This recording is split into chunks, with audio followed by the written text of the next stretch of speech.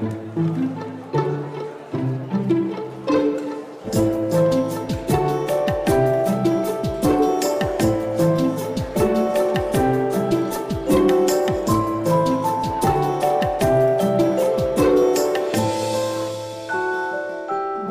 bienvenue au Mémorial de la Shoah pour ce rendez-vous en lien avec les différents rendez-vous autour de la commémoration de l'année 1941, l'histoire au présent. Aujourd'hui, nous commémorons donc la rafle du billet vert en vous proposant une rencontre autour de 98 photos exceptionnelles, inédites, que nous vous présentons avec nos invités ce soir sous la présidence d'Ilsen Abou, Serge Klarsfeld, Liliane Riesfeld et Lior Smadja. C'est l'occasion pour nous ce soir de revenir, bien sûr, de retracer quelle a été la rafle du billet vert et également vous présenter quelques photos choisies de ce fonds exceptionnel qui vient de rejoindre les collections du Mémorial de la Shoah. Et de se poser cette question, comment cette nouvelle source iconographique permet une nouvelle approche pour les historiens notamment, pour documenter cet événement. Merci beaucoup Ilsen Abou donc, de présider ce rendez-vous. Vous êtes historien, chargé de recherche au CNRS, vous avez travaillé notamment sur les sources photographiques du système concentrationnaire. Et vous conduisez actuellement des recherches sur l'histoire des mondes Romani à l'époque contemporaine. Voilà, merci beaucoup. Donc nous vous présenterons un certain nombre de photos, un document également audiovisuel, et c'est donc une prise de parole circulaire qui se fera également autour de ces nouvelles sources iconographiques. Merci. Merci beaucoup pour cette introduction et bonsoir à tous. Effectivement, ce soir, le Mémorial de la Shoah a souhaité présenter une découverte historique récente d'une centaine de photographies autour de cette rafle, arrestation, dite du billet vert, de mai 1941 à Paris. Alors, pour en parler aujourd'hui, nous avons un ensemble d'invités exceptionnels, dont Serge Klarsfeld, acteur principal de la mémoire et de l'histoire de la persécution des Juifs en France, auteur de très nombreux ouvrages. Et je rappellerai le Mémorial de la déportation des Juifs de France, dont la première édition date de 1978. Je présente également Liliane Riesfeld, qui est présente en qualité de témoin, en quelque sorte, puisque son père a été arrêté lors de cette arrestation en mai 1941. Et nous avons la présence aussi de Lior Smadja, qui est responsable du service photothèque et des archives du Mémorial de la Shoah.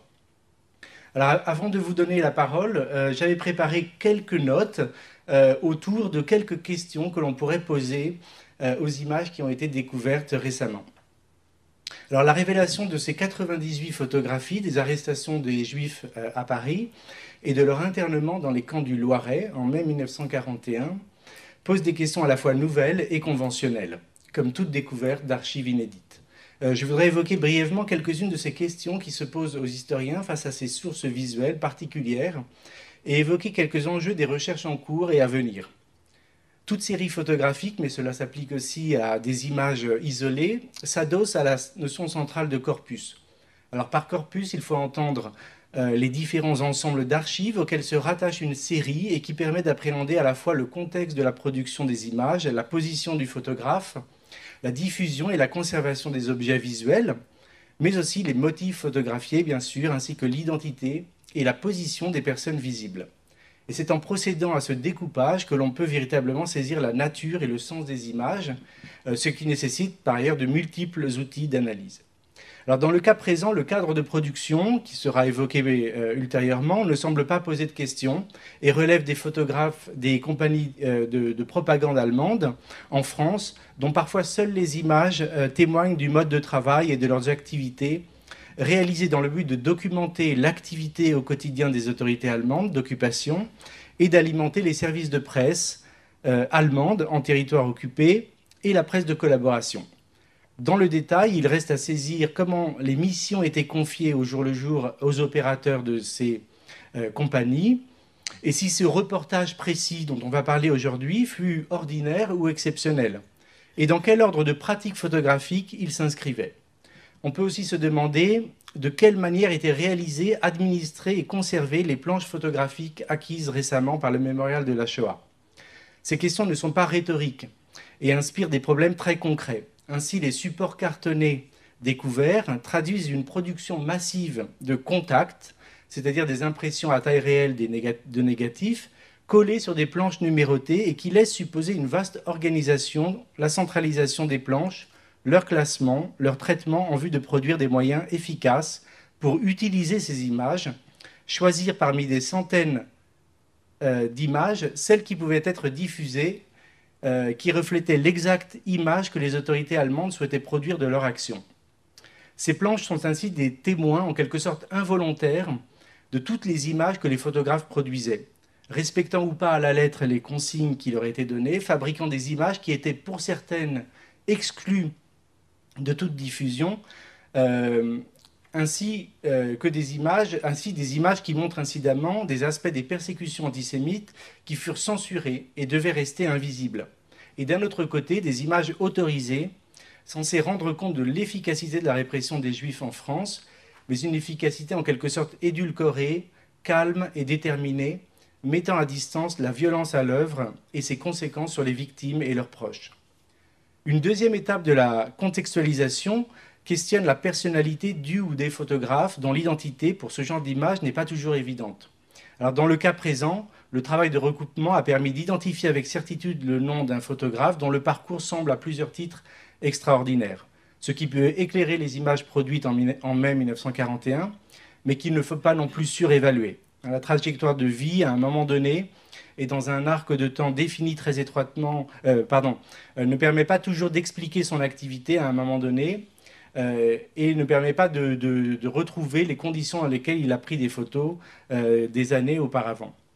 En l'absence de témoignages directs, il n'est pas toujours évident de saisir les intentions ou les manières de regarder d'un photographe. Et Lior reviendra sur cette question tout à l'heure. Alors, la découverte de ces photographies interroge aussi l'itinéraire des images en tant qu'objet visuel relié à une histoire matérielle de la photographie. Avant d'être parvenues jusqu'à nous, elles furent conditionnées, préparées pour être diffusées, parfois recadrées ou retouchées, souvent imprimées sur tirage, utilisées parfois en album privé ou sous forme imprimée dans la presse ou en ouvrage. Et à chaque passage, la cohérence du corpus initial s'est altérée au service de buts variés. La presse retient ainsi certaines images et les légendes orientent leur lecture, souvent pour montrer la nécessité de la répression à l'œuvre, mais aussi souligner la dégradation à l'œuvre des victimes, une dégradation amplifiée par la mise en image. C'est pourquoi il est si important de retrouver, quand cela est possible, les négatifs d'une image photographique, ou du moins la toute première génération des tirages, pour mieux comprendre les usages successifs des photographies et les manipulations ou exploitations dont elles furent l'objet. Bien souvent, dans le cas de productions administratives ou documentaires, les négatifs étaient détruits, mais parfois les photographes les conservaient. Et en l'occurrence, il ne semble pas impossible de retrouver cette étape et ces négatifs. Ce serait bien sûr une étape cruciale pour comprendre l'ensemble du corpus. La toute première diffusion de certaines de ces photographies dans la presse montre que les arrestations et l'internement de Juifs en France au cours du printemps 41, l'existence des camps spécifiques dans le Loiret, n'étaient pas destinées à rester secrètes ou dissimulées, mais devenaient, par la diffusion des images, normalisées et banales. Une autre histoire se dessine alors en creux. Que savait-on à l'époque de ces arrestations, de ces internements ? Quels sont les infléchissements en termes de diffusion d'images, de la publicité donnée à ce sujet ? Dans le temps surtout. On sait que l'information concernant ces premières arrestations qui visaient des hommes juifs, essentiellement étrangers, a circulé. Ainsi, la découverte de ce corpus permettra de repenser la connaissance générale de ce qui arrive par la suite.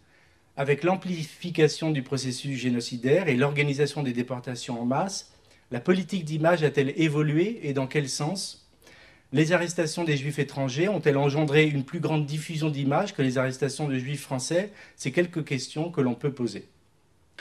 Un autre champ de questionnement s'ouvre aussi maintenant, et qui relève de la mémoire et du sens de ces archives inédites. Certaines photographies des 98 contacts découverts ne sont pas apparues aujourd'hui et existent depuis longtemps. L'une apparaît dans le premier montage censuré du film d'Alain Resnais, Nuit et brouillard, en 1956, Et Serge Klarsfeld a publié un grand nombre d'entre elles dans un ouvrage clé en 1991, à partir de documents dispersés dans au moins une dizaine de centres d'archives. Mais la source de ces images est restée inconnue, et les légendes demeuraient forcément partielles.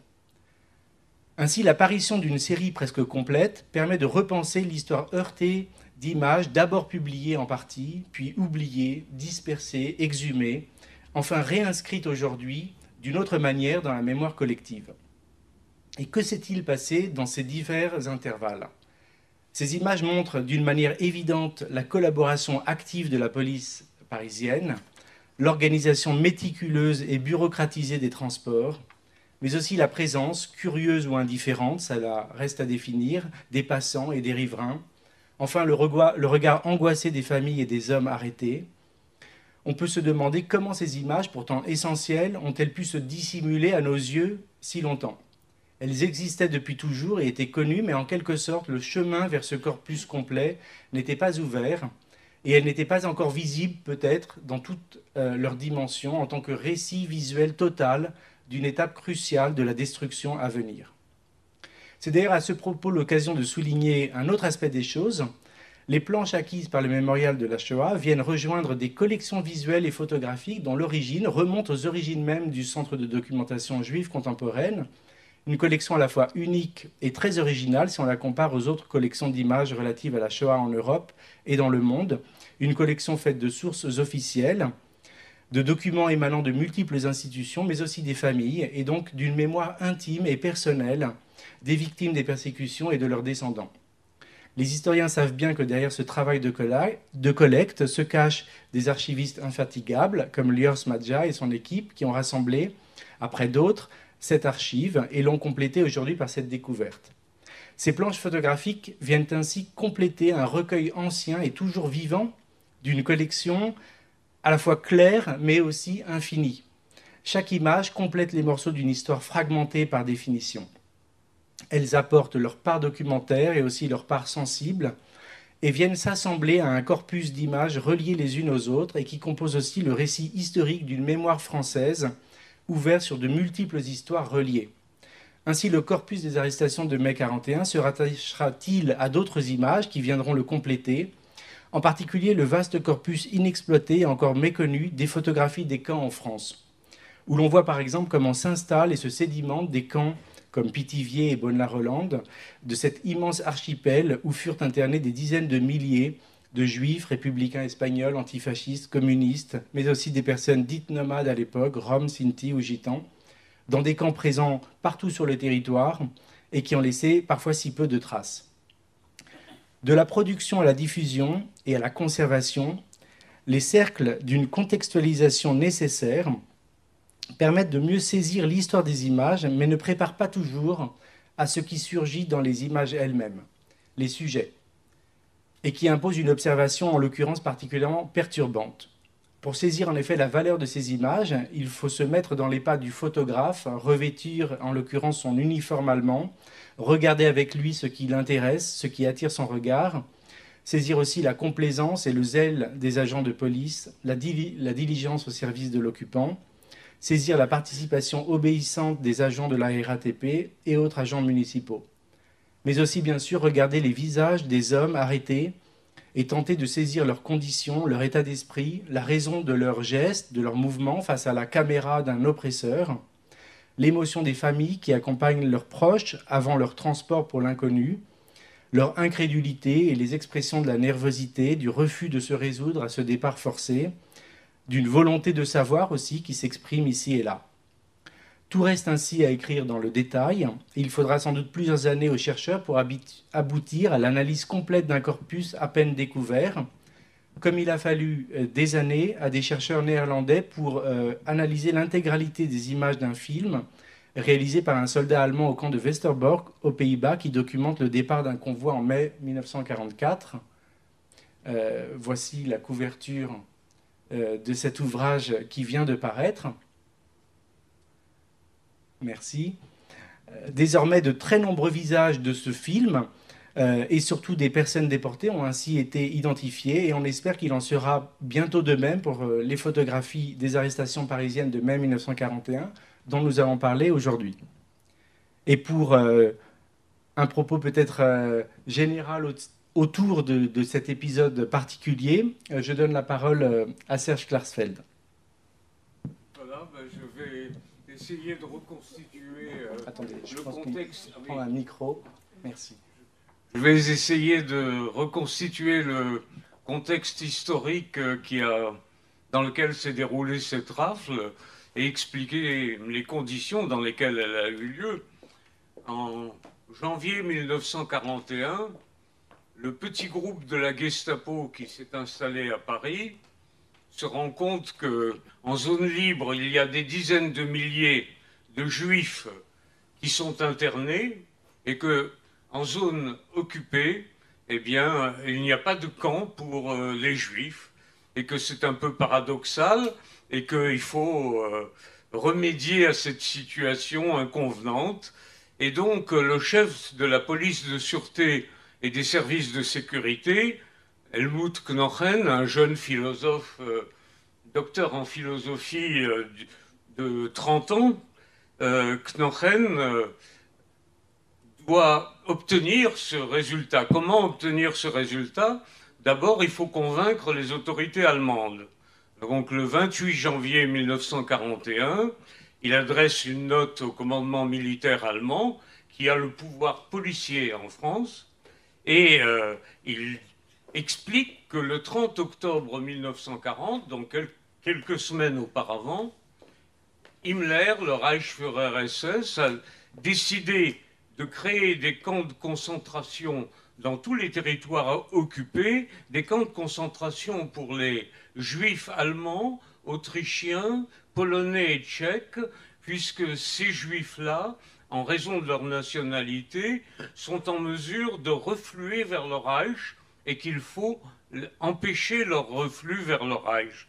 Et donc, en France, ça n'est pas réalisé, dans la France occupée, et qu'il faut s'appuyer pour créer ces camps sur la loi du 4 octobre 1940 qui a été prise par Vichy et qui permet à tous les préfets, sur tout le territoire français, d'interner les ressortissants étrangers de race juive. Il faut donc s'appuyer sur cette loi et il faut s'appuyer aussi sur le caractère xénophobe de l'antisémitisme de Vichy et sur la possibilité pour les Français, si on interne les Juifs, d'avoir des avantages économiques qui permettent de favoriser la lutte anti-juive qui est menée justement par la Gestapo.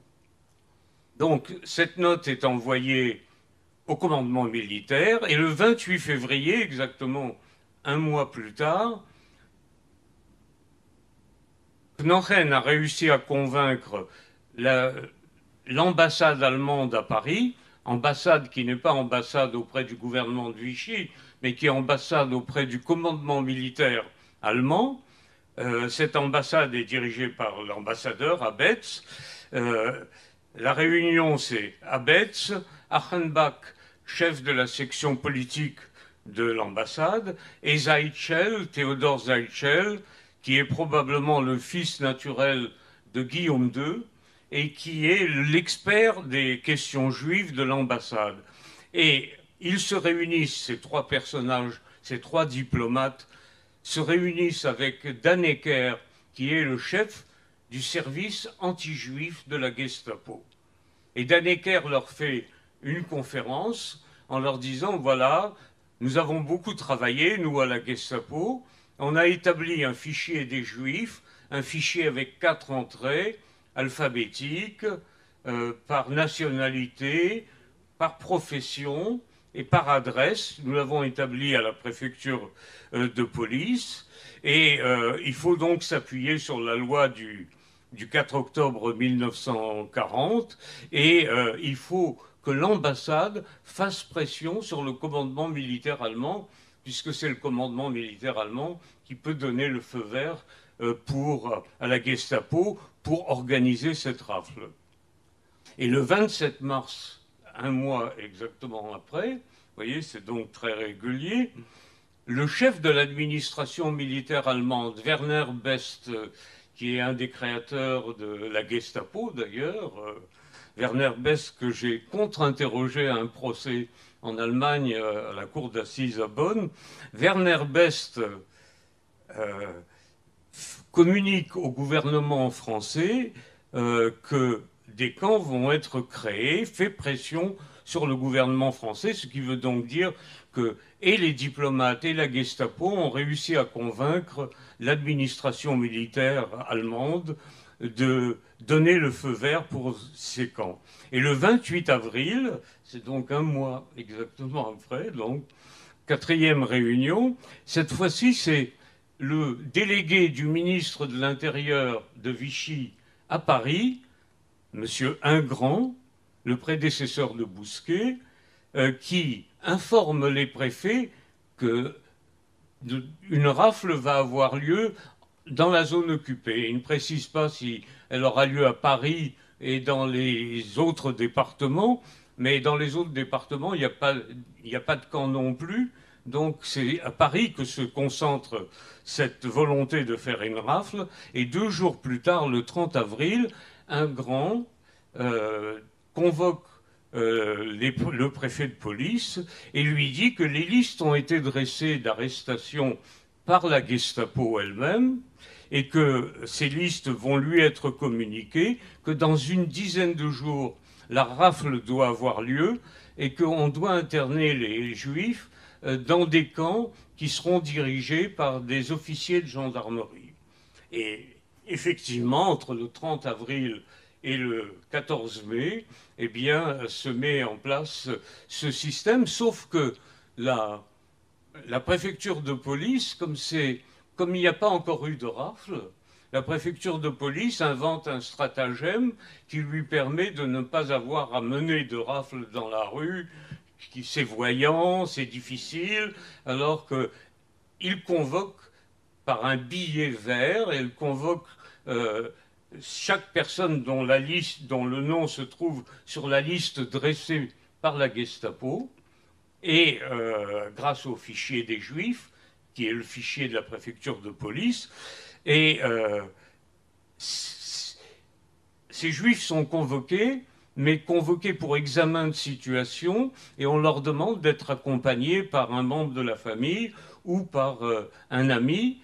Et le stratagème, c'est qu'une fois arrivé, le convoqué est interné dans le centre de rassemblement, le principal étant le gymnase Japy, et l'ami ou le membre de la famille est chargé d'aller au domicile pour rapporter une valise remplie de vêtements ou un baluchon pour celui qui a été convoqué et qui maintenant est interné. Et le résultat de la rafle, c'est 3430 juifs polonais, 123 apatrides et 157 tchèques qui seront d'ailleurs libérés assez rapidement. Voilà donc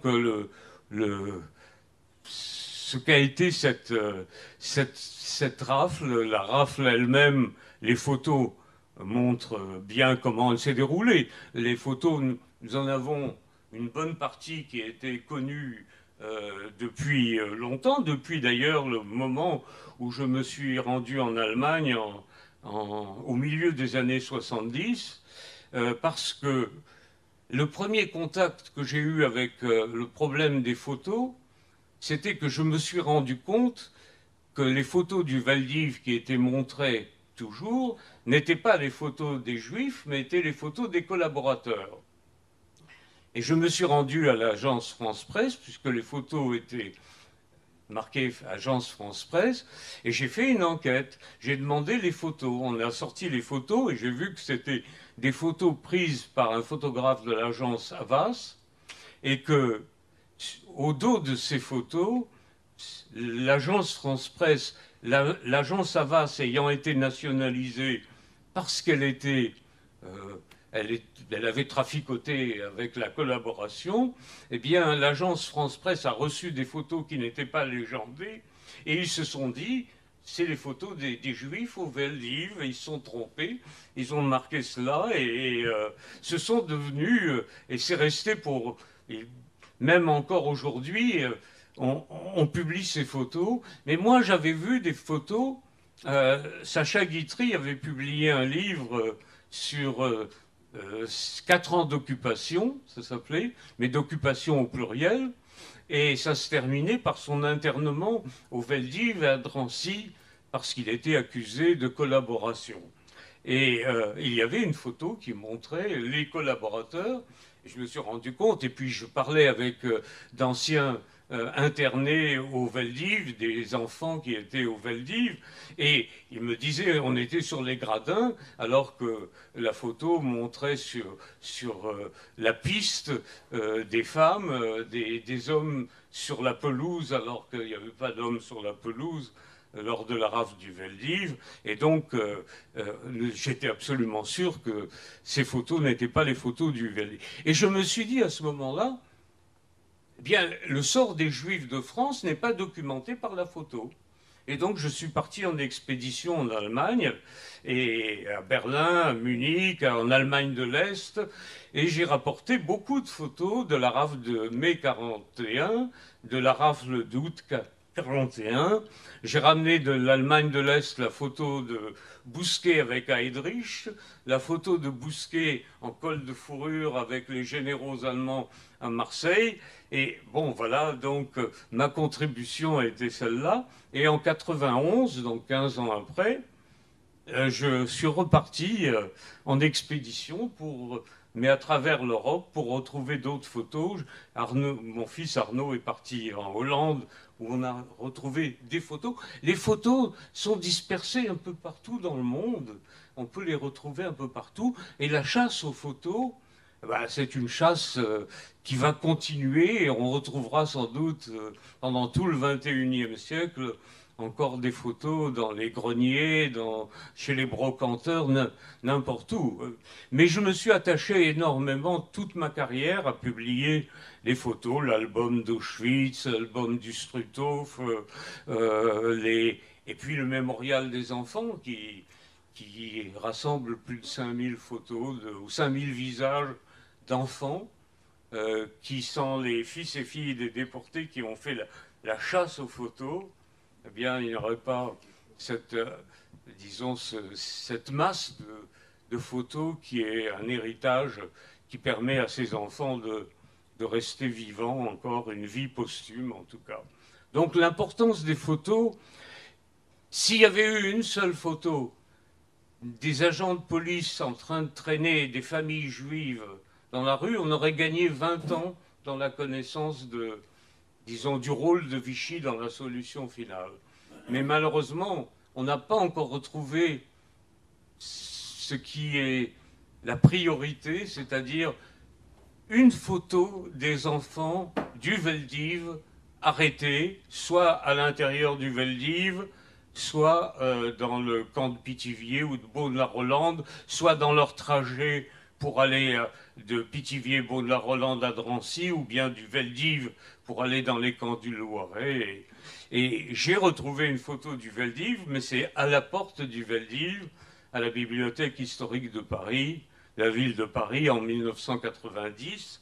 J'ai retrouvé cette photo. Elle était identifiable immédiatement, puisqu'elle était censurée par la police allemande, par la propagande allemande, parce que si la rafle de mai 41 était une rafle qui devait être publique, connue, eh bien la rafle du Veldiv, comme il y avait des enfants, comme il y avait des femmes, eh bien celle-là ne devait pas être connue. Et il ne faut pas oublier d'ailleurs que quelques jours avant, le général Auberg avait pris une décision extrêmement radicale qui était de fusiller les familles de ceux qui étaient terroristes et considérés comme terroristes, et que dans l'Europe des neutres, il y a eu de très grandes protestations. Il a été obligé d'annuler cette décision, et donc ça a peut-être joué également pour la publicité même de la rafle du Veldiv.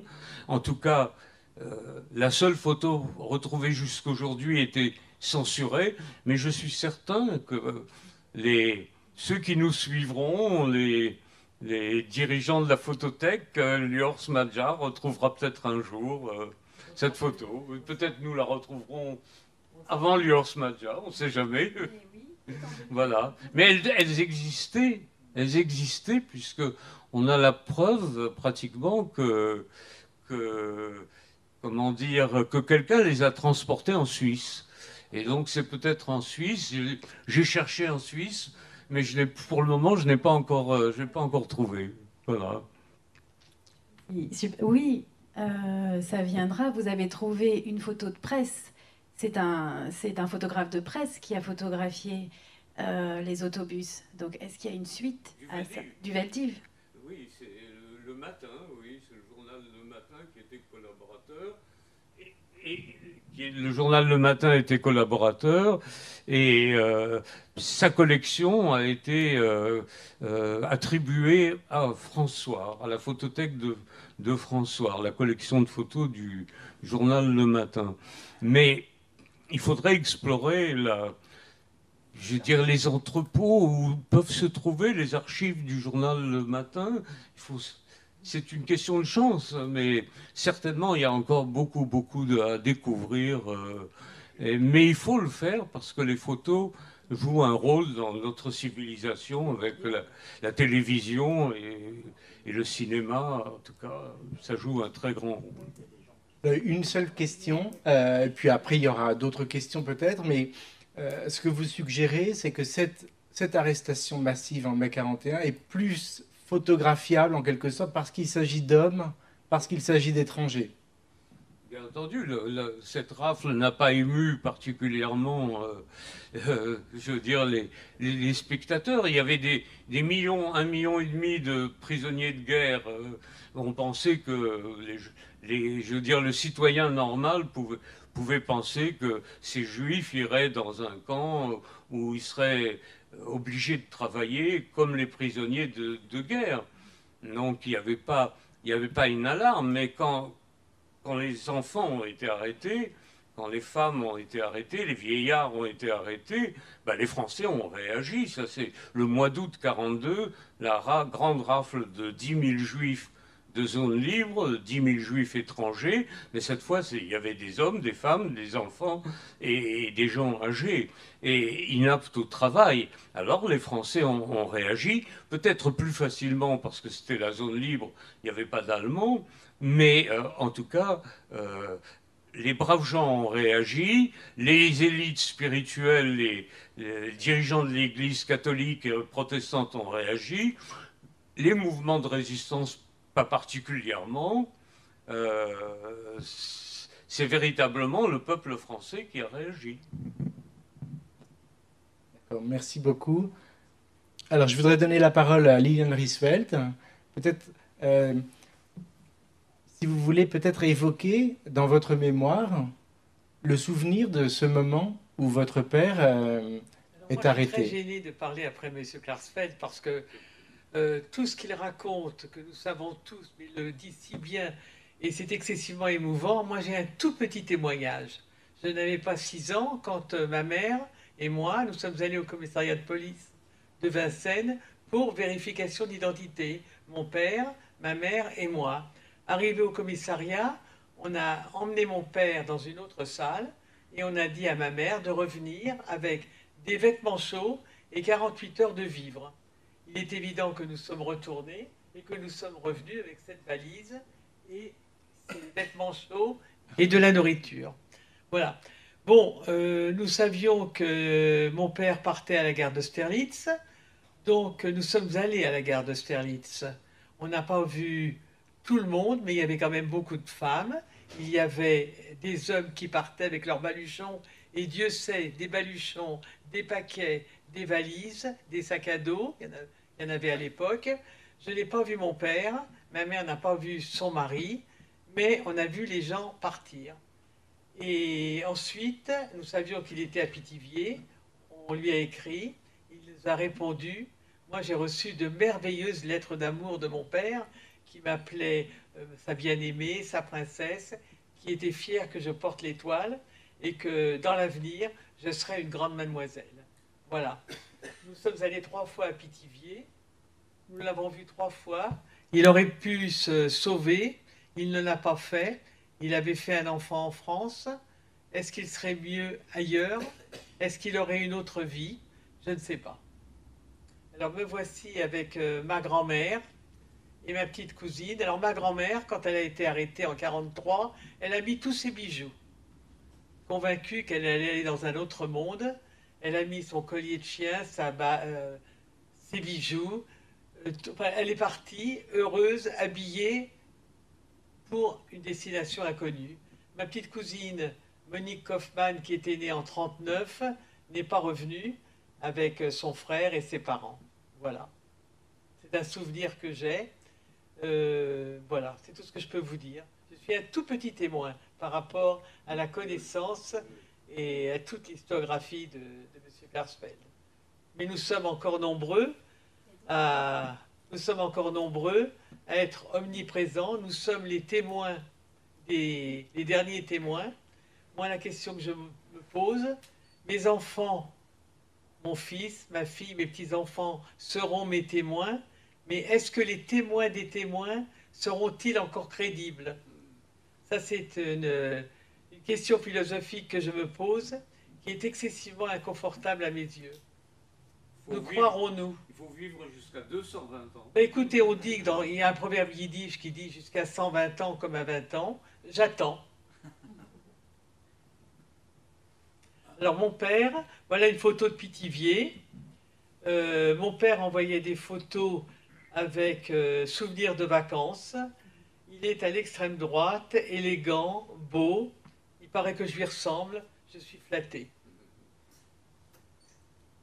Je voudrais vous lire quelques lignes d'une lettre de mon père, parce que je suis très ému. C'est mon amour. C'est adressé à moi, vous pensez que je suis fier.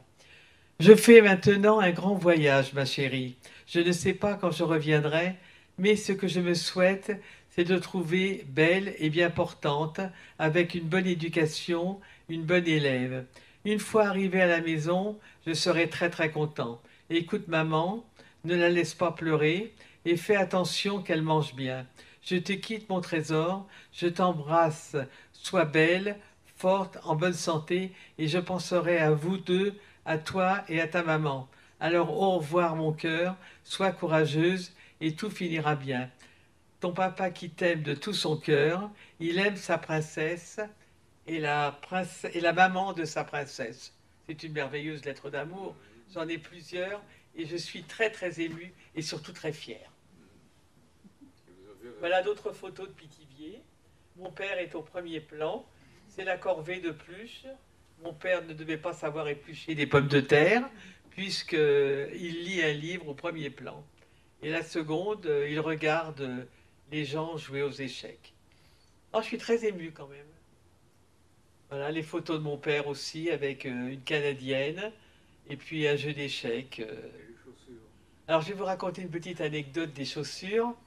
Ma mère avait acheté en 1942, pour les offrir à mon père, une paire de chaussures qui n'était pas à sa taille, parce que mon père avait été grand et chaussait du 44, une paire de chaussures qu'elle avait achetées au marché noir, une paire de bottines, pour les apporter à mon père, pour qu'il les troque contre d'autres facilités, d'autres avantages et peut-être une certaine liberté. Alors j'ai gardé ces chaussures, je voudrais vous montrer la semelle, parce qu'elles sont merveilleuses, elles sont belles. Il y a encore l'endroit où elle les a achetées. Je ne suis jamais retournée à Pithiviers et mon père n'a jamais eu les chaussures que ma mère pensait lui donner pour faire un troc. Voilà. Je suis très émue. Et vous les avez gardées jusqu'à aujourd'hui, Oui. et vous les avez confiées au mémorial de la Shoah. Je vous les donne parce qu'il aurait été impensable que je les donne à une autre société ou à quelqu'un. Enfin, je trouve que c'est leur maison définitive. Merci, Lior, pour tout ce que vous faites et pour tout ce que vous faites. Merci encore. Les chaussures ont été refaites par non, un ils l'ont cordonnier, la semelle. Non, Et- elles n'ont pas été refaites. Moi, je les ai toujours vues comme ça. D'accord. Non, mais le cordonnier était situé rue du Rendez-vous. Alors, je ne sais pas si ma mère les a achetées rue du Rendez-vous. J'ai toujours su qu'elle les avait achetées au marché noir. Alors, peut-être que ces chaussures, à l'origine, étaient chez ce cordonnier, mais je doute que ma mère les ait achetées chez le cordonnier. Vous savez, quand on achetait au marché noir, il n'y avait pas d'étiquette. Il n'y avait pas d'étiquette du tout. Enfin, elles ne sont jamais arrivées à destination et personne ne les a portées. Alors, regardez cette photo de mon père. Elle est en couleur, mais là, on ne le voit pas. C'est le 14 juillet 1941 et c'est un souvenir de vacances. Et c'est une aquarelle qui a été faite par un dessinateur, peintre de Pithiviers. Il en a fait beaucoup. Je crois qu'il s'appelait Weiss. Il en a fait beaucoup. Moi, j'ai 2 portraits. Arthur Weiss. Et je trouve qu'il est magnifique, n'est-ce pas? Il est magnifique. Elle est en couleur, elle est magnifique aussi. Voilà, c'est tout ce que je peux vous dire. Voilà les lettres de mon père, qui avait appris le français. Voilà, il m'appelait ma bien-aimée. Il écrivait le français merveilleusement bien. Il paraît que j'ai sa même calligraphie. Je suis très heureuse qu'elle soit sur l'écran. Il était né à Varsovie. Il est né à Varsovie, ma mère était née à Vilno. Et ce qui me fait chaud au cœur, avec les lettres d'amour qu'il a écrites, ça devait être un couple exceptionnel. Voilà. Alors j'en ai plusieurs. Je suis sa princesse, sa bien-aimée, son trésor. Ce sont des mots qu'on n'oublie jamais, hein, franchement. Et il vous envoyait des photographies. Il a Du envoyé camp. des photos, vous les avez vues, des photos de vacances. Vacances à Pithiviers. Alors pour Noël, pour les fêtes juives, ce sont des photos de vacances. Mais j'ai eu la chance de le voir. Et sur Vincennes, peu de gens sont rentrés, dont mon père, la famille Stronf, Stein, Bressler, Siratsky. Enfin voilà. Enfin, j'espère qu'on sera encore là pour découvrir d'autres photos. Dior, cherchez, cherchez, cherchez. Oui, Monsieur mais Klarsfeld, après le maître des photos, Serge Klarsfeld. cherchez. Des photos de Pithiviers. C'est vrai? Donnerait, oui. Ah bah écoutez, elles ne doivent pas être chez vous. Elles doivent être ici. Alors, Serge a confié tout son fonds aux Voilà. archives. 300 cartons qui sont partis. 300 cartons sont partis et arrivés, des ouvrages, des archives extraordinaires, des photos qu'on est en train de classer, d'inventorier et qu'on va mettre en ligne très prochainement. Donc dans 20 ans, on se retrouve avec de nouvelles photos, n'est-ce pas, monsieur Klarsfeld? Oui, il faut On- attendre. on sera encore là, nous sommes de la même année. C'est un bon cru. En route vers les 120 ans. Ben, absolument. Alors, avant de parler de ces futurs dons, on va revenir à ce corpus d'images qui a été acquis récemment par le mémorial, et alors qui est l'autre versant de la production photographique par rapport à ces photographies intimes, pleines d'émotions que votre père vous envoyait. Je laisse la parole à Lior pour présenter cet ensemble. Alors, c'est bien que ça arrive maintenant, cet ensemble, puisque après le témoignage de Liliane et après tout le rappel historique de Serge, vous allez voir, vous allez pouvoir illustrer tous ces propos. Et c'est quoi cette découverte? C'est la découverte d'un reportage complet, d'un reportage inédit complet. Et là, je rebondis sur ce que tu as dit et ce que vous avez dit, c'est-à-dire que jusqu'à présent, effectivement, la rafle du billet vert est très documentée en France par rapport à d'autres rafles qui vont suivre. Après, il y a la rafle de Marseille qui est aussi du même genre, puisque la rafle du Marseille est aussi photographiée en janvier 1943 par un PK, donc par un soldat ou plusieurs soldats de la Wehrmacht. La rafle du billet vert a été très documentée parce que ce jour du 14 mai 1941 a été convoqué plusieurs photographes dont on a les noms, et toutes ces recherches de photos, en effet, ces photos se trouvent dans des fonds presse, que ce soit le fonds Le Matin, donc à Champigny, que ce soit le fonds Paris Soir à la BHVP, à la BNF, dans le fonds Safara, etc. Et toutes ces recherches, Serge, vous les avez faites dans les années 80 90, vous les avez publiées, puis plus tard on en a encore retrouvé d'autres. Nous-mêmes dans notre fond, on a la photo du gendarme, qu'on a dit le gendarme de Pithiviers pendant des années, et c'est le gendarme de Beaune-la-Rolande. Donc ces photos, sur ce reportage donc, de 98 photos, 7 photos étaient connues, publiées, bien sûr, photos de presse reconnues. Voici la découverte aujourd'hui. Donc je remercie les 2 collectionneurs qui nous ont fait confiance en nous confiant ce reportage extraordinaire, 5 planches contact, donc 5, on peut estimer à 5 pellicules du photographe qui arrive le matin à Japy, au gymnase Japy, à 7h du matin, et qui va photographier tout ce qui se passe à l'intérieur comme à l'extérieur, qui va continuer son reportage en tout cas qui va finir une pellicule sur d'autres choses, d'autres vues que je ne montrerai pas aujourd'hui parce que ce n'est pas le sujet. Aujourd'hui, on est sur le 14 mai 1941. Quelques jours plus tard, il se rend dans les camps du Loiret, Pithiviers, Beaune-la-Rolande. Donc si on peut voir les premières photos, vous allez découvrir. Voilà, je voulais juste vous montrer le gymnase Japy, puisque c'est là que se situe le début du reportage. Et c'est les photos les plus importantes, c'est celles que nous ne connaissions pas. Le gymnase Japy n'a absolument pas changé. Si vous allez aujourd'hui au gymnase Japy, intérieur comme extérieur, c'est la même chose. C'est extrêmement émouvant de voir ça, de voir les photos et ensuite d'aller au gymnase Japy. Première photo du reportage, donc la première pellicule, il y a donc 5 planches contact. Alors, si on peut s'arrêter un tout petit peu. Et Serge, vous pouvez aussi prendre la parole avec moi pour les décrire, mais cette, c'est la première photo du reportage. Et le photographe commence avec les autorités françaises et allemandes, avec Dannecker, qu'on reconnaît. De toute façon, c'est le seul Allemand qu'on voit là distinctement, puisque c'est lui qui a l'uniforme. Autour de lui, des autorités de police françaises. Il reste encore à identifier. On a pensé à un moment que c'était l'amiral Barre, préfet de police, fraîchement nommé le jour même, le 14 mai 1941. Reste à identifier. Est-ce que c'est lui, est-ce que c'est pas lui? En tout cas, ce que nous voyons, c'est les Juifs sont arrêtés. Ils sont parqués sur les gradins du gymnase Japy. Et les 2 photos vous montrent la scène, qui est extrêmement symbolique, puisque les autorités sont en train de décider de leur sort. Les Juifs les regardent. Et sur la table. Et sur la table, les listes. Mais c'est vraiment une rafle organisée par Dannecker, par la Gestapo, donc, et exécutée totalement par la police française. On ne voit les Allemands qu'à la gare pour d'Austerlitz surveiller et Dannecker de nouveau être là pour le départ des Juifs vers la gare, vers les camps de Beaune-la-Rolande, Pithiviers.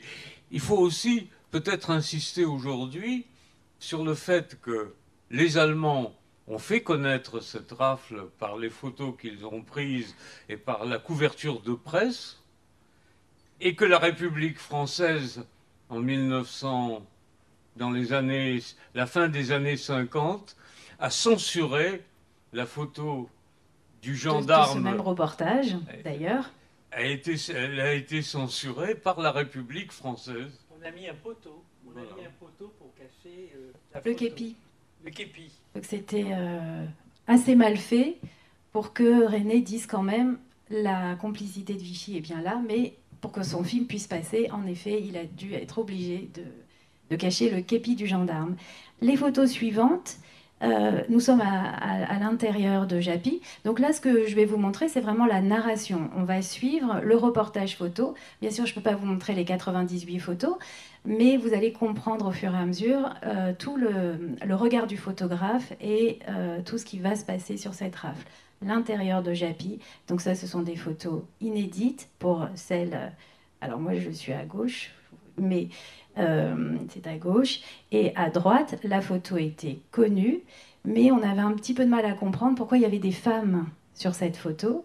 Vous le voyez sans doute, tout simplement parce que, comme Liliane l'a raconté, les femmes sont entrées au départ avec leur mari, et ensuite, elles ont été obligées de ressortir et donc de ramener la fameuse valise. Donc là, on est sur le tout début de l'arrestation. Les Juifs sont rentrés dans le gymnase Japy et sont pris au piège. 7h du matin. Il est 7 heures du matin. Le photographe se rend à l'extérieur et là, on va commencer à voir des photos qu'en effet, nous ne connaissions pas. Nous sommes à l'extérieur et on voit les familles se masser autour de la porte d'entrée. Et là, on reconnaît bien, effectivement, les képis de la police française. À droite, un conducteur d'autobus.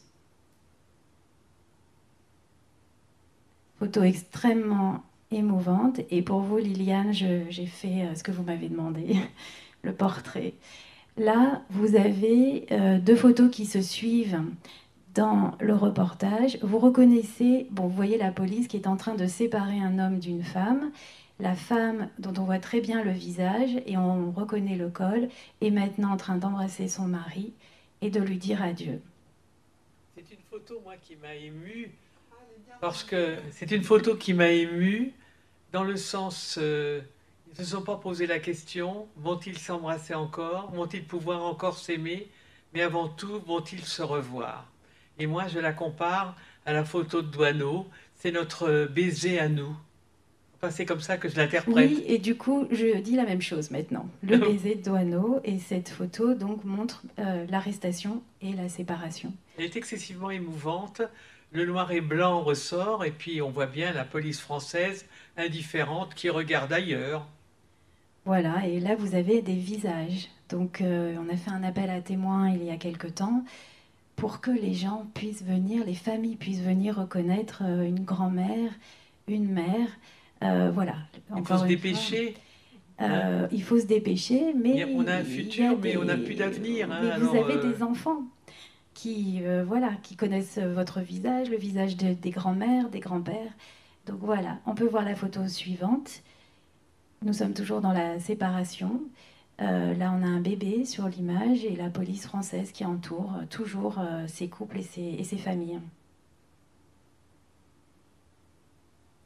L'étape de cette convocation, donc cette rafle, les femmes, les proches, quelquefois un frère, un père, selon les témoignages, on nous a expliqué que certains étaient venus avec un frère, d'autres avec leur père.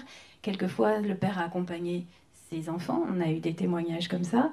Et là, donc, c'est le retour avec les fameuses valises. Sur la droite, manifestement, un haut gradé, un commissaire peut-être, qui regarde ce qui se passe, les gens arrivés. Il regarde, oui. Scène terrible. Qui peut être symbolique de tout ce reportage, puisqu'on a en haut gymnase Japy, rue Japy.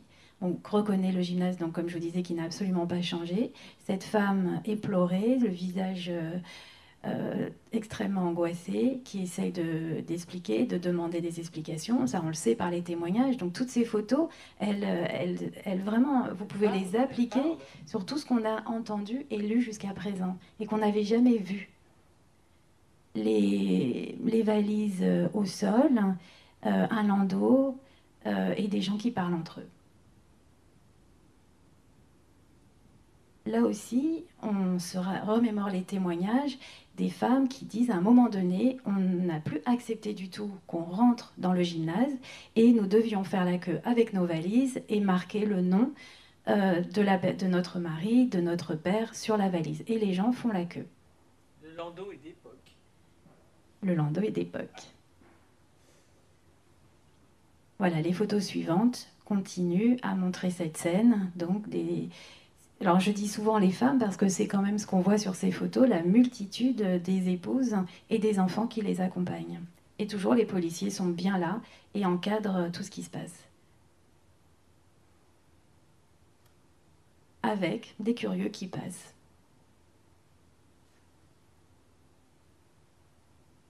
On continue. Ce sont des documents exceptionnels. Cette photo, si on rentre dans la photographie, alors avec la technique, là, on ne peut pas vraiment le faire, mais sur cette photo, il y a des femmes qui pleurent, il y a des femmes qui prennent leurs mains qui mettent leurs mains sur leur visage. Beaucoup d'effarement et de perplexité, et vous voyez beaucoup de monde aussi les gens ne peuvent plus rentrer et se posent la question de que va-t-il devenir de de mon père ou de mon mari. Voilà, c'est effectivement les photos qui sont totalement inédites, qui n'avaient donc pas passé la censure, comme on vous a expliqué. Ce reportage, certaines photos ont passé la censure. D'ailleurs, on ne le voit pas et on aurait pu le montrer. En effet, sur ces planches contact, il y a des petites croix qui correspondent tout à fait aux photos qui étaient connues. Les autres photos n'ont pas passé la censure, puisque dans le protocole et dans le process de la mission du soldat de la Wehrmacht, il est missionné pour faire un reportage, il a déjà l'idée de ce qu'il va faire. Pourquoi ce photographe a photographié autant de scènes qu'il n'avait pas à photographier? C'est une question aussi qu'on peut se poser. Est-ce qu'il a tout simplement fait son rôle de photographe? Les scènes sont importantes et extrêmement bien cadrées d'ailleurs. Il prend énormément de visages qui très peu le regardent. Il est totalement en retrait, mais il prend des scènes. Et dans l'iconographie de la Shoah, c'est très rare de voir ce genre d'image. En général, le regard des photographes allemands n'est pas celui-là. Il est chargé de montrer des photos de propagande, des photos qui vont humilier les juifs, des photos antisémites et pas des photos qui vont humaniser. Or, ce qu'on voit dans ce reportage et qui est donc l'arrière, le miroir, c'est quelque chose d'extrêmement humain qu'on n'a vraiment pas l'habitude de voir sur les photos de la Shoah, en général. Lior, il y a un souvenir qui me revient 80 ans après. Je me souviens qu'en sortant du commissariat de Vincennes, ma mère est allée avec ses amis, dont les maris étaient partis. Moi j'étais encore une petite fille, il y avait un autre petit garçon, Raymond, et puis il y avait 5 femmes qui sont revenues ensemble sur Vincennes. De quoi ont-elles parlé? Du futur. Voilà. Ça me revient à l'instant, 80 ans après. Incroyable. Et je vais vous faire une confidence. J'avais une petite robe avec des manches ballons. Là, on est sur la 3e phase de la rafle dite du billet vert. On voit que... Alors, il faut vraiment aller à Japy parce que vous verrez, ça n'a pas changé. Il y a 2 entrées pour aller au gymnase Japy. Là, on est d'un côté de la rue. Les femmes, les proches... quelques curieux sont massés et on leur demande de reculer, c'est ce qu'on voit là. Et puis, on sait que de l'autre côté vont arriver les autobus. Donc là, vous pouvez faire défiler les images parce qu'il y a aussi des passants qui passent. Et quand on se rapproche des visages, on voit que les gens regardent en effet vers le haut. Et la photo suivante, on est toujours dans la narration du reportage, les hommes sont aux fenêtres du gymnase Japy. Avec cette interrogation, et ça on l'entend, Liliane nous l'a dit, c'est cette interrogation, que va-t-il se passer? Photo suivante. On ne savait rien. On ne savait rien. Le quartier est bouclé, beaucoup de policiers font en sorte que plus personne ne passe. Certains visages regardent encore vers le haut, donc on sait que d'autres, certainement des hommes, regardent par la fenêtre. On peut avancer. Et puis les autobus qui arrivent donc de l'autre côté de la rue. Donc là, il y a plusieurs photos, je ne les ai pas toutes mises, mais c'est vraiment le transfert, donc la phase suivante de la rafle. Les Juifs, très rapidement, finalement, sont transférés dans ces autobus, un par un, extrêmement encadré. Et là, le photographe s'attarde, c'est-à-dire qu'il va prendre plusieurs clichés. Et je les ai mises comme ça, et là, j'en ai mis peu par rapport à ce qui existe. Et là, encore une fois, un regard un peu particulier quand même. Il va se rapprocher des visages des personnes arrêtées. Est-ce un témoignage? Est-ce qu'il fait son travail tout simplement? En tout cas, on a encore des nouveaux visages, des visages à identifier. Et puis, quand on sait que les hommes avaient entre 18 et 40 ans pour les Polonais, un peu plus pour les Tchèques, là, on voit des visages très jeunes et des visages plus âgés. Nous sommes à Austerlitz. Et là, à ce moment-là, c'est la passation entre le policier français, la police française et la gendarmerie. Vous avez sur cette image un gendarme français et un policier. Et les photos suivantes, il n'y aura plus que des gendarmes. Austerlitz. Là, les photos sont connues. C'est pas forcément celle-ci, mais en effet, on sait qu'il y avait beaucoup de photographes sur place et M. Klarsfeld a retrouvé énormément de photos. Certaines viennent de ce reportage et, comme on l'a dit, viennent aussi d'ailleurs. Donc là, beaucoup de photos, mais des vues nouvelles qu'on n'avait pas jusqu'à présent. Et encore l'œil du photographe qui essaye de prendre aussi de très belles photos, par ailleurs. Des documents incontestables que personne ne peut nier. Des documents incontestables que personne ne peut nier. Vous vous rendez compte? Voici la dernière photo, les 2 dernières photos du reportage Austerlitz. On a commencé avec Dannecker, on finit avec Dannecker. Alors, est-ce que le photographe a travaillé cette idée? Est-ce qu'on peut lui suggérer des choses? C'est compliqué d'avoir une idée. On en avait parlé, Ilsen, de cette photo qui est vraiment... Ce que tu avais dit, c'était qu'elle était posée, les Allemands devant, la police française qui pousse les Juifs. Je pense que c'est Il faut quand même... préciser quand même que le bourreau, Dannecker, s'est suicidé en se pendant dans sa cellule en 1945 et que sa femme a tenté de se suicider avec ses 2 enfants et qu'un des 2 enfants est mort. Voilà, mais... C'est la fin de Théodore Dannecker qu'on voit là en gros plan avec une espèce de complicité avec le C'est photographe. intentionnel quand même, cette première photo, cette dernière photo. La boucle est bouclée. Il a fait son travail, il a fait ce qu'on lui a demandé. Il a été missionné, la boucle est bouclée. Il a fait ce qu'il a voulu, parce que prenez l'initiative. Dannecker n'était pas quelqu'un qui recevait des ordres, c'était quelqu'un qui essayait de donner des ordres même à ses supérieurs. Il était un anti-juif fanatique, Forcené. extrémiste. Oui, mais enfin, cette photo, la première et la dernière, c'est l'aboutissement de son travail, quoi.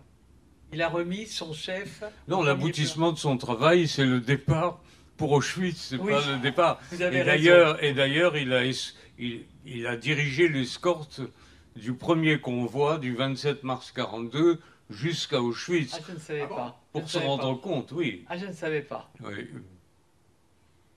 Et là, on a la preuve en image. Peut-être qu'alors, ce qu'on disait aussi... Il était si extrémiste que Knochen, Hagen et Lischka se sont débarrassés de lui en juillet 42, enfin août 42, fin juillet 42. Alors, quelques jours après, ce même photographe, puisque c'est toujours ces fameuses planches contact, donc il y en a 5, elles sont numérotées 182, 183, 184, il manque la 185, et on arrive à la 186, et on va aller jusqu'à la 187. Quelques jours après, donc, il se rend à Pithiviers, et là on voit vraiment le tout début du camp. Alors encore une fois, certaines de ces photos sont connues, et d'autres pas du tout. Celle-ci est connue, par exemple. On peut continuer. Celle-ci ne l'était pas.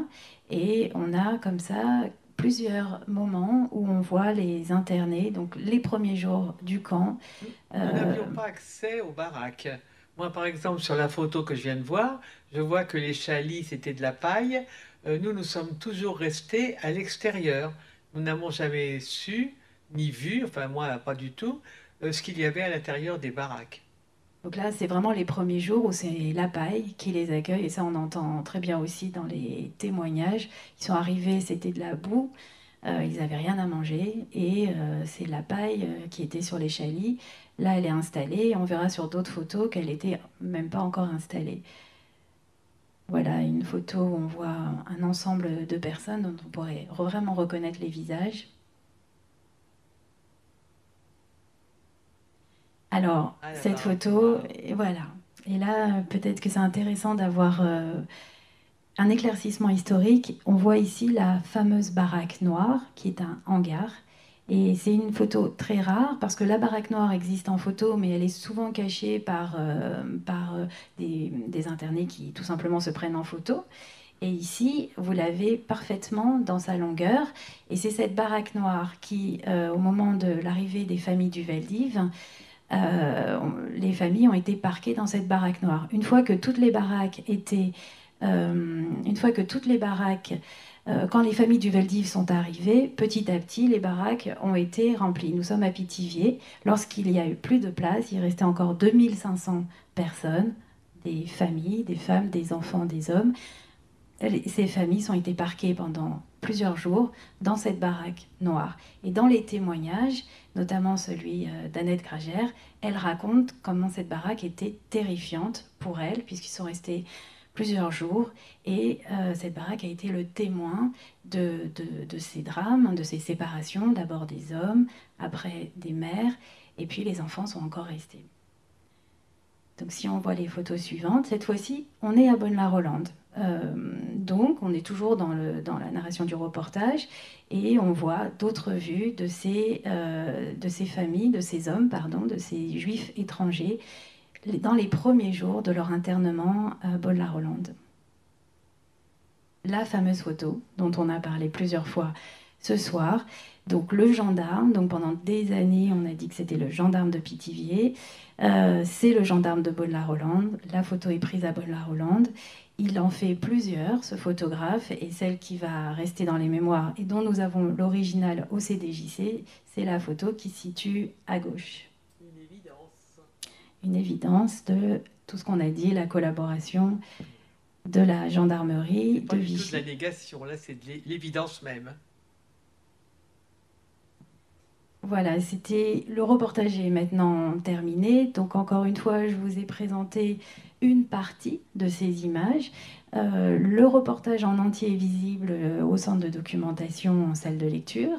Au 4e étage, vous venez librement et vous pourrez donc consulter une par une les photographies. Les photos, les documents qui suivent illustrent ce qu'on a dit tout à l'heure, c'est-à-dire que ces photos, une partie, a été utilisée dans la presse collaborationniste de l'époque pour insister sur le fait qu'on déportait 5000 juifs étrangers, des parasites, et on allait les faire travailler. Et ces articles sont édifiants d'antisémitisme et de xénophobie, malheureusement, mais ces photos vont servir cette propagande-là. Alors, on est quelques temps plus tard, on est en septembre 1941, et là, c'est ce qu'on disait aussi, les rares photos qui existent aussi, donc c'est après août 41, le camp de Drancy est ouvert pour cette seconde rafle en zone occupée, des juifs étrangers qui vont être internés à Drancy. C'est pareil, dans l'esprit de la propagande de l'époque, c'est Dannecker lui-même qui convoque la presse. Ma collègue Karen Tayeb vient de retrouver un document dans les archives de la préfecture de police exactement ce matin, qu'elle m'a déposé sur mon bureau et qui explique sur 2 pages comment Dannecker a convoqué cette presse et comment il a été chercher d'abord les notables qu'on voit en bas, les personnes qu'il a jugées type juif, donc on est toujours dans ce regard allemand antisémite qui veut exprimer dans les images leur idéologie raciale. Ils ont été chercher des personnes qu'ils ont jugées type juif, ils les ont alignées et les ont pris en photo. Voilà ce qui nous reste aujourd'hui, quelques photos de cet épisode tragique. J'en ai fini pour la partie du reportage photo.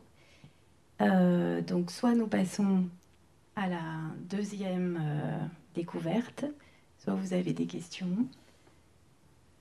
Monsieur Clarsfeld, une question que je ne sais pas. Micro. Est-ce que après Pithiviers, Bonne-la-Rolande, ils passaient automatiquement par Drancy? Non, pas du tout. Ils sont partis directement par les convois 4, 5, 6 des 25, 28 juin et 17 juillet 42. Ils sont partis directement pour Auschwitz. C'est d'ailleurs le sens de la récupération de la gare de Pithiviers par le mémorial de la Shoah, comme pour devenir un mémorial des camps du Loiret. C'est parce que ces petites gares de Bonne-la-Rolande et de Pithiviers ont été des gares par lesquelles ces hommes sont partis directement vers le camp d'extermination. Mais ils savaient qu'ils allaient partir, parce que Moi, mon père avait écrit à ma mère comme quoi il partait le lendemain. Ils étaient 1000 à partir le lendemain pour une destination inconnue. Donc, ils ont connu leur sort 24 heures avant. Oui, ils ne savaient pas, connaissaient pas la destination, mais ils ne sont pas passés par Drancy. Donc en effet, les raflés du billet vert, en grande partie, ont tous été déportés de Pithiviers-Bonne-la-Rolande. Il y a eu un premier convoi vers Compiègne, mais la plupart sont partis de Pithiviers-Bonne-la-Rolande. Le camp a été vidé et c'est les familles du Veldiv qui les ont remplacés, les femmes et les enfants que nous voyons sur les photos. Et ils ont laissé la place à leurs femmes et à leurs enfants. Alors pendant un an de cet internement à Pithiviers et Bonne-la-Rolande, vous l'avez un peu évoqué, il y a une vie aussi, une vie artistique, une vie culturelle. Religieuse même. Une vie religieuse. Donc les photos sont nombreuses parce qu'elles nous viennent des familles. Là, c'est plus la presse, c'est plus la partie propagande. On a énormément de photos qui nous viennent des familles, qui sont collées dans les albums photos, qui vont raconter une histoire familiale. Et puis tout d'un coup, au milieu de l'album, vous avez 2-3 photos de Pithiviers, Bonne-la-Rolande. Donc c'est vrai que ça fait des années qu'on collecte ces images qui sont au mémorial et qui vont refléter cette vie à Pithiviers, Bonne-la-Rolande. À partir de juin 1942, il n'y a plus de photos. C'est terminé. C'est-à-dire que les enfants qui arrivent, les femmes, les familles qui arrivent à Pithiviers, Bonne-la-Rolande, on n'a plus de photos. C'est terminé. Elles ne savent pas non plus l'existence de leur mari, de leur père, de leur conjoint. Enfin voilà. Moi, il y a une chose aussi qui m'a beaucoup émue, c'est connaître la date exacte du décès de mon père. Parce qu'il paraît que du convoi 1 au convoi 7 inclus, les Allemands étaient suffisamment organisés pour marquer le nom, l'origine, la date de naissance, et savoir que mon père, ça n'a pas fait revenir, mais savoir qu'il est décédé à telle date en septembre 42, pour nous, les familles, c'est quand même important d'avoir une date. C'est les questions qu'on nous pose. Quand les familles viennent, effectivement, s'attendent à ce qu'on retrouve l'itinéraire et Après, de temps en temps, on peut avoir une date. Après, il y en On avait a les trop. listes, les 5 premières listes de déportation. J'ai retrouvé une copie à Yvaux il y a 50 ans. Et sur ces listes, à l'arrivée à Auschwitz, il y a le nom, le prénom, la date de naissance et la date de décès pour ceux qui sont décédés en 1942, avant le mois d'octobre 1942. Je voulais vous dire aussi, Monsieur Klarsfeld, que si vous allez à New York, au musée de l'héritage juif, vous avez envoyé d'énormes photos. Il y a toute une salle qui est consacrée justement aux photos que vous avez envoyées. Et moi, j'ai eu l'honneur d'être sur une photo que vous avez envoyée à Battery Park, enfin au musée de l'héritage juif à New York. Enfin, je ne sais pas si c'est un honneur, mais ma famille qui vit aux États-Unis, c'est donc que je suis au musée. Alors, pour conclure, c'est pas moi qui vais faire la conclusion, mais je vais quand même conclure sur une nouvelle archive aussi qui a été acquise, alors il y a déjà quelques années, en 2017, par le Mémorial, et que c'est une occasion de vous la montrer. Il s'agit d'un film qui a été réalisé par un raflé du billet vert, un Tchèque. Un Tchèque qui s'appelle Paul Engelmann, qui a été raflé le 14 mai 1941. Alors, on ne va pas montrer tout de suite, s'il vous plaît. Le temps que je présente, donc ce Paul Engelmann, c'est un Tchèque qui arrive en mars 1939 à Paris, qui fuit le nazisme tout simplement de Prague, et il arrive tout seul. Il laisse sa famille à Prague. Sa famille à Prague, ils vont tous être déportés à Theresienstadt, et il y aura 2 survivants. Lui, il s'appelle Paul, il est ingénieur chimiste, c'est un passionné de films, et on ne sait pas comment il rentre à Bonne-la-Rolande, donc il est interné pendant 1 an. Il va réussir à prendre ces images que vous allez découvrir clandestines, c'est-à-dire que sur les images, on voit bien qu'il se cache. Très rarement, on voit les visages. Donc c'est vraiment des traces. C'est pas un film d'archives qui va nous permettre d'expliquer ce qui s'est passé à Bonne-la-Rolande, c'est des traces. Et je me suis permise de mettre sur ce film le chant de Pithiviers, que Bernard Flamme, quand il a fait sa conférence à MEDEM il y a quelques jours, nous a fait redécouvrir avec la voix de Jacinta, qui est absolument sublime. Merveilleux. Et ce chante Pithiviers a donc été écrit, paroles et musique à Pithiviers. Comme on a commencé à le dire tout à l'heure, il y a une vie artistique. Donc je vais reprendre les noms pour ne pas me tromper, mais je sais que c'est Sendorf, Israël Sendorf qui a écrit le texte, hein, et la musique est de Mendel Zemmelmann. Et Jacinta traduit ainsi les paroles. Notre courage n'est pas brisé, la vie est merveilleuse, elle est si vieille, cette histoire de haine entre les chrétiens et les juifs, mais le blé est pour tous. C'est d'actualité. Donc on peut passer les quelques images de ce film.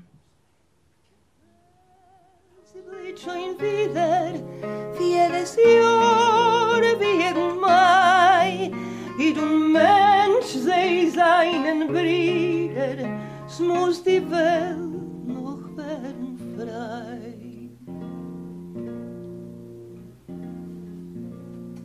Sie ist zu alt schon die Geschichte von dem Hass zwischen Christ und Jid.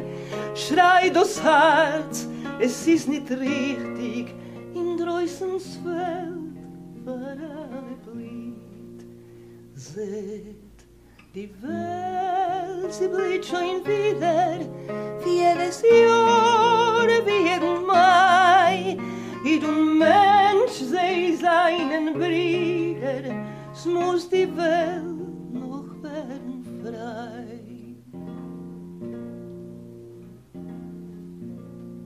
Sie ist zu alt schon die Geschichte von dem Hass zwischen Christ und Jid.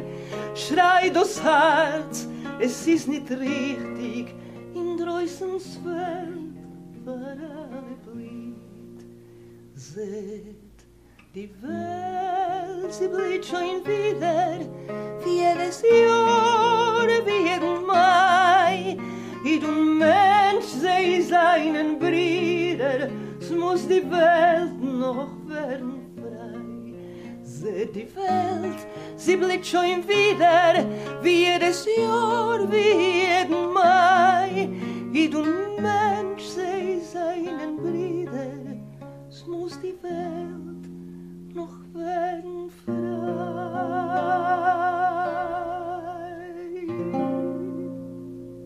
Même dans la mort, le yiddish est vivant.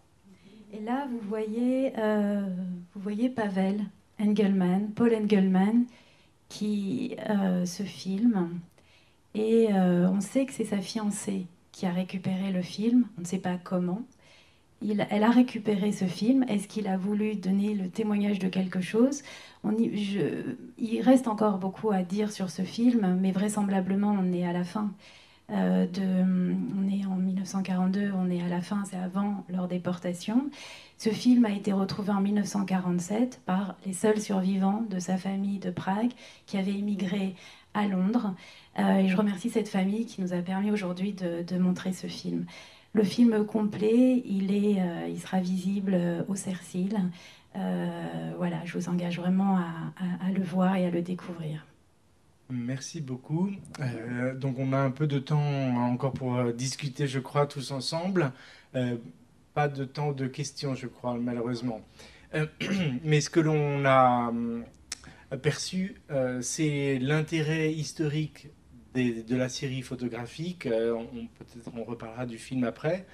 Parce que ces photographies documentent à la fois cet événement de l'arrestation de mai, mais documentent aussi tout ce qui est arrivé aux familles des hommes arrêtés, mais aussi des lieux qui vont servir de lieux de déportation, des lieux d'arrestation. Donc on a là des témoignages clés en fait qui documentent l'ensemble d'épisodes qui vont survenir après l'arrestation de mai 41. Bon, c'est ce que vous voulez dire. Ce sont des événements, des photos qui nous sont indispensables à nous, les descendants, qui sommes encore là. Alors, il va y avoir en effet, je suis tout à fait d'accord parce que il va y avoir en effet le travail des historiens, le travail des archivistes, on va légender les photos, on va beaucoup travailler sur ces images, mais les familles encore vivantes, puisque dans les appels à témoins, il y a une dame de 127 ans. Combien? 127. Bah, écoutez. 107 ans.